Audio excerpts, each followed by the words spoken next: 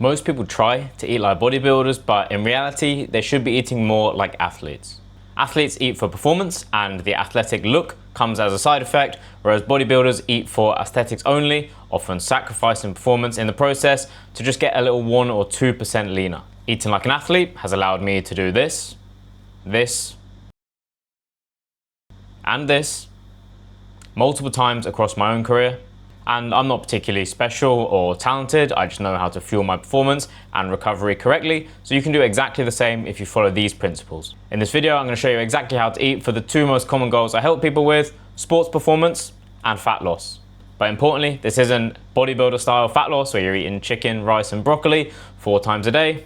This is athletic fat loss, where we're trying to maximize your performance at the same time as leaning up. If you're new to this channel, welcome. I'm a sports nutritionist and professional athlete myself. And my mission with this channel is to simplify nutrition so you can lose fat, gain muscle, and perform your best. I'll show you how to set up your diet for peak athletic performance so you can reliably hit PBs in training. Then I'll show you how to adjust this diet for fat loss without it feeling like losing weight is a constant grind that drains your mental and physical energy. Get this right and you'll finally regain control over your performance, your health and your body composition. Get it wrong and your diet will be a constant source of stress. There are 3 main problems that people face. They are: you don't know how much to eat, you don't know what type of foods to eat, and you don't know which specific foods to make up your diet. And we'll tackle each of these problems and I'll give you the solution to take the stress out of your diet. So problem 1, you don't know how much to eat. And if you don't know how much to eat, then you could be eating healthy, but have nothing to show for it. You might still be performing rubbishly and not looking the way you want to be. There's a 3-step system I use to calculate your calorie needs, and we can call it the BAG method. B stands for basal metabolic rate, the calories you need to keep the lights turned on just to stay alive. A, to adjust this for your activity levels. And G, to make a final adjustment based on your goal. So remember, BAG, BAG, BMR, activity, goal. So to calculate your BMR, a quick and easy way to do this is times your weight in kilograms by 24 if you're a male or 22 if you're a female. That's a reasonably accurate estimate of your basal metabolic rate. But you need to do much more than just stay alive. You need to move about and do your planned training or activity levels for the day. That's why we're going to use an activity multiplier to work out your maintenance calories. And that can range anywhere from 1.2 if you don't exercise and you're pretty sedentary throughout the day, 1.375 if you do light activity 1 to 3 times a week, 1.55 if you exercise moderately about 3 to 5 times per week, 1.725 if you are quite active, exercising 6 or 7 days a week, and finally the highest level 1.9 if you're training twice a day, with both of those sessions being pretty intense. So all you're going to do is select a multiplier based on which of those best describes your current activity level, multiply your BMR by that multiplier, and that is an estimate of your maintenance calorie needs. Then finally, we need to adjust those maintenance calories based on your goal. The 2 main goals I'm talking about in this video are sports performance and fat loss. For a sports performance goal, don't adjust the calories. You want to meet your energy needs. Your body needs a certain amount of energy to fuel performance optimally. You want to meet that amount. So if your goal is sports performance, your BMR times by your activity level, that's your calorie targets, your maintenance calories. However, if you want to lose fat, we need to make an adjustment. It's a fact of life that if you want to lose fat, you have to be in a calorie deficit over time. That means eating slightly less than your maintenance needs. Slightly less is the operative word or phrase there, because people normally slash their calories way too low, feel like crap, their training performance comes back down, they lose muscle, they hate dieting, and they end up in this on-off cycle for years and years. I don't want you to do that, so here's what to do instead. If your goal is athletic fat loss, so losing fat while still performing your best, take your maintenance calories, and then we're going to do a 15% deficit. So take that number, multiply it by 0.85.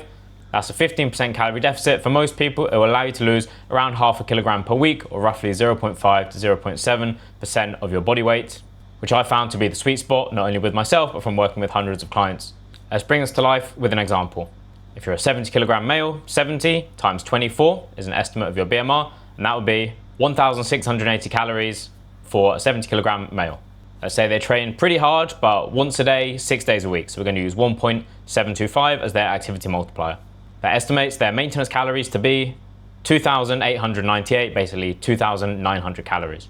If this 70 kilogram male training hard once a day, 6 days a week, wanted to maximize their training performance, then they'd aim for this, basically 2,900 calories per day. But if they wanted to lose fat, we would multiply it by 0.85 to get their 15% deficit. That would bring that target calorie intake down to 2,463 as their athletic fat loss calories. So we could round that to 2,900 for maximal sports performance or 2,450 for athletic fat loss. So you know how much to eat. Problem 2 is what type of foods, what macronutrients should you eat?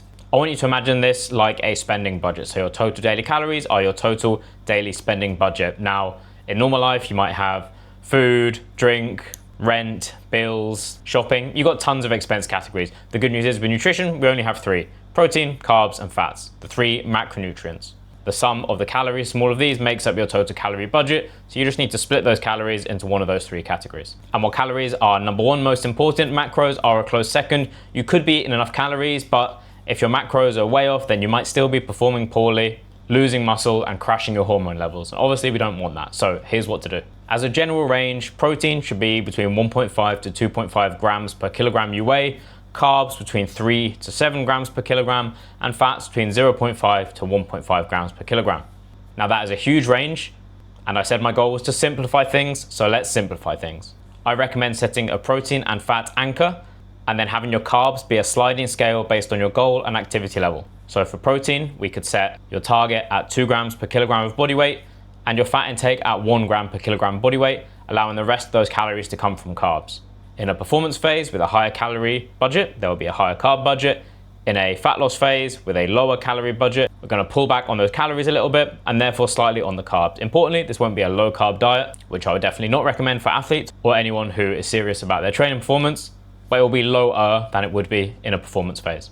So let's continue with our 70 kilogram male example, and I'll show you how their macros would look for both sports performance and for fat loss. So it's at protein at 2 grams per kilogram body weight, 140 grams a day, and fats at 1 gram per kilogram body weight at 70 grams per day. Now, because numbers can get quite complicated, I'll create a calculator that you can access via the link in the description below, where you can plug in your numbers and it will tell you your performance and fat loss, calories and macros. Then I don't have to spend 10 minutes going through the boring maths. So for this 70 kilogram example case study, I'll flash up on the screen how their sports performance, macros and calories would look like, and then how we tweak those for a athletic fat loss phase. And you can see we're not doing anything extreme. Protein is kind of high, but not extremely high. Fats are about moderate, and carbs are moderate to high depending on the phase. So now you've got your calorie and macro plan, but in reality, giving someone calories and macros is only going to work for maybe 5% of the population. Most of us don't eat protein, carbs, and fats. We eat real foods. So that's why the next step is to translate those numbers into actual foods. To solve the problem of, okay, well, which foods exactly do I eat? I actually wrote a detailed article on how to translate macros into meals, which I'll link in the description box below as well. Step 1 is to split your total calories into per meal targets. I recommend 3 to 5 meals per day. Practically 4 meals works out pretty well for most people. So take your calories and then divide that by 4 to get your per meal target. You don't have to worry too much about how the macros are spread across these meals. As long as you hit your calories and protein at the end of the day, that's like 95% of the accuracy you ever need to have. And even the per meal budget doesn't have to be exact. There's no reason that some meals couldn't be bigger and others couldn't be smaller. But I just find it helps people to have a rough average to aim for. If your target is 2,000 calories and you have 4 meals, you know, okay, I'm aiming for roughly 500 calories per meal. If one meal is 700, then you know you're gonna have to pull back at other meals later in the day in order to still hit your total daily target. Next, we need to choose our foods. And there's 5 categories to pick from to build each meal. Protein, fruit or veg, carbs, fats, and flavoring. I'll flash up some examples on the screen, but protein could realistically be any meat, fish, eggs, dairy, tofu, tempeh, or any other protein-containing foods that you enjoy.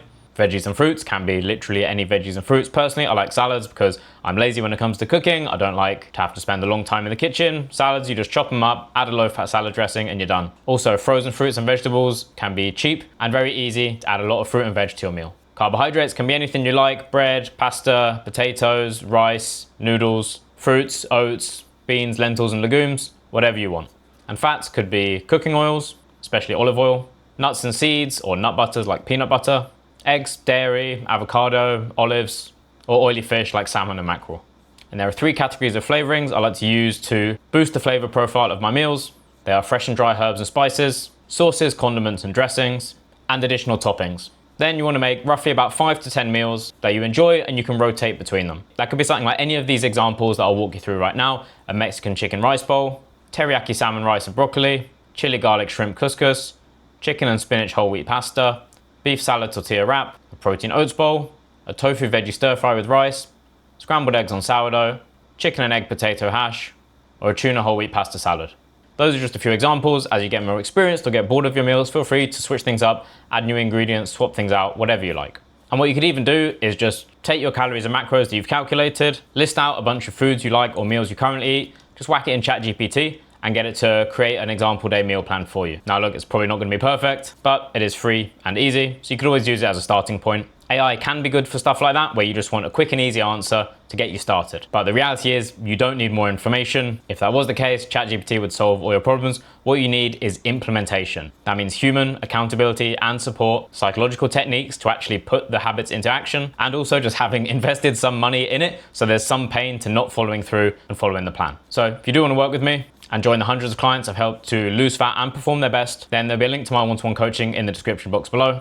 And now that you've solved the issue of exactly how much, which type of foods, and what specific foods to eat, how about what to drink? Well, luckily for you, I recently did a deep dive on this exact topic, specifically looking into electrolytes, who they're beneficial for, who they're a waste of money for, so you can know if they will be beneficial for you or if they're just a waste of money in your scenario. So if you're interested in diving into the big electrolyte lie, then watch this video next.